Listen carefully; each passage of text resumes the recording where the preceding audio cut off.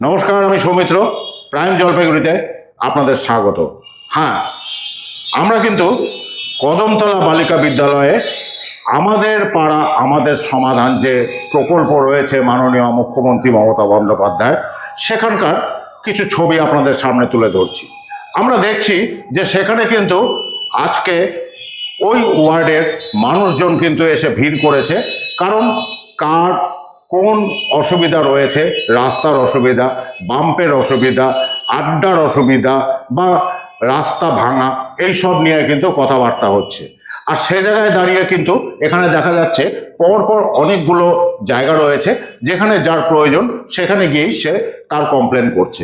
পাশাপাশি এটাও আমরা দেখতে পাচ্ছি পৌরসভার ভাইস চেয়ারম্যান তিনিও কিন্তু উপস্থিত ছিলেন ওই ওয়ার্ডের কমিশনারও, এবং পৌরসভার মানুষজন উপস্থিত এসেছিলেন এসডিও মহাশয়। তাছাড়াও আরও অনেক মান্যগণ্য ব্যক্তি কিন্তু ওখানে পৌঁছে গিয়েছিলেন। সে জায়গায় দাঁড়িয়ে আমরা আজকে কিন্তু এই মুহূর্তে দেখতে পাচ্ছি আমাদের পাড়া আমাদের সমাধানে অনেক বক্তব্যই উঠে আসছে। মাননীয় মুখ্যমন্ত্রী মমতা বন্দ্যোপাধ্যায় তো যে কোনো প্রকল্পই যেটা শুরু করেছেন সেটার উনি পায়োনিয়ার। যদি লক্ষ্মীর ভাণ্ডার বলেন, ভারতবর্ষে উনি পায়োনিয়ার। যদি আপনি কন্যাশ্রী বলেন, যেটা আন্তর্জাতিক স্বীকৃতি পেয়েছে, উনি পায়োনিয়ার। এবং রূপশ্রীর ক্ষেত্রে উনি পায়োনিয়ার। এবং এই যে আমাদের পাড়া আমাদের সমাধান, এটা হচ্ছে পার্টিসিপেটরি ডেমোক্রেসি, অর্থাৎ পার্টিসিপেটরি গভর্নেন্স। এখানে সাধারণ মানুষ অংশ নিচ্ছে ও যে তার এলাকায় কী উন্নয়ন হবে, তার বুথে কী উন্নয়ন হবে। একটা বুথে 10 লক্ষ টাকা করে খরচা হবে। সারা পশ্চিমবঙ্গে 80,000 বুথ রয়েছে। 3টা করে বুথকে ক্লাস্টার করে 27,000 ক্যাম্প হচ্ছে। আর জলপাইগুড়ি পৌরসভায় 43টা ক্যাম্প হচ্ছে। মানুষের যথেষ্ট সাড়া পাওয়া যাচ্ছে। এবং এখানে ছোট ছোট রাস্তা, পিচের রাস্তা রিপেয়ারিং, সিসি পার্ক থেকে শুরু করে আপনার জলের স্ট্যান্ড পোস্ট, জলের পাইপলাইন, আলো, সমস্ত বিষয়ের উপর, কমিউনিটি টয়লেট, এখানে কিন্তু মানুষ তাদের প্রস্তাব দিচ্ছে। এটাকেই বলে সাস্টেইনেবল ডেভেলপমেন্ট এবং ইনক্লুসিভ গ্রোথ।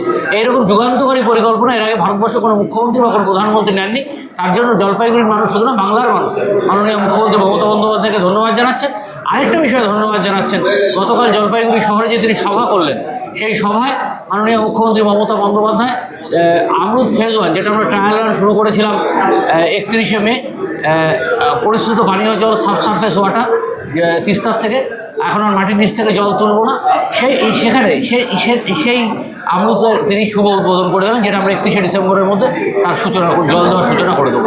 আপনারা জানেন যে সারা পশ্চিমবঙ্গে আমাদের পাড়া আমাদের সমাধান, এই যে পশ্চিমবঙ্গ সরকারের, আমাদের মাননীয় মুখ্যমন্ত্রীর যে উদ্যোগে, এটা একটা দিগন্তকারী একটা নতুন উদ্যোগ।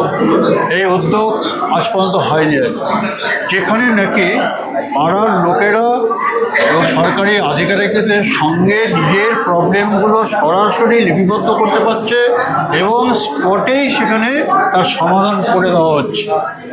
এই যে কী বলবো, এটা যুগান্তকারী একটা সিদ্ধান্ত, একটা ইনোভেটিভ আইডিয়া। এটা আর আগে আমার মনে হয় না পশ্চিমবঙ্গ তো নয়ই, বা ভারতবর্ষের কথা হয়েছে বলে আমার জানা নেই। আজকে আমাদের ওয়ার্ডের 3টে বুথ, 25, 26, 27, 125, 126, 187, প্রচুর নাগরিকবৃন্দ এসছেন তাদের কথাগুলো বলবার জন্য, তাদের কি সমস্যাগুলো তারা তুলে ধরেছেন। আমাদের আধিকারিকবৃন্দ আছেন, আমাদের চেয়ারপারসন একটু আগে ছিলেন, আমাদের এসডিও সাহেব কমলজিৎ বাবু এসেছিলেন, ওনারা কথা বলে গেছেন সবার সঙ্গে। এখানে আমাদের ভাইস চেয়ারম্যান সাহেব আসছেন, উনিও বললেন। তো এই সুষ্ঠুভাবে সুন্দরভাবে এই যে আলোচনা হচ্ছে, আমার মধ্যে ইন্টারাকশন হচ্ছে, আর সমাধানগুলো খুব শীঘ্রই হয়ে যাবে, এটুকুই বলার। ওই শিয়ালপাড়ার একটাই সমস্যা, শিয়ালপাড়া ঢুকতে গিয়ে যে নিত্য দৈনন্দিন জামগুলো লাগছে, বাইক রাখছে, টোটো রাখছে, লোকজন যেতে পারছে না, গাড়ি নিয়ে আমরা বেরোতে পারছি না, বাচ্চারা স্কুল যেতে পারছে না। বিকেল হলে ওখানে একটা আড্ডার সৃষ্টি হচ্ছে, চারদিকে বাইক রাখা হচ্ছে, নানান রকম নেশার উপদ্রব হচ্ছে। এটাই বললাম, এটাই নিয়ে সমস্যা আমাদের মেন। প্লাস পাড়ার মধ্যে যেসব বাম্পগুলো আছে সেসব ভেঙে গেছে, বাম্প কেউ মানছে না, এটাই।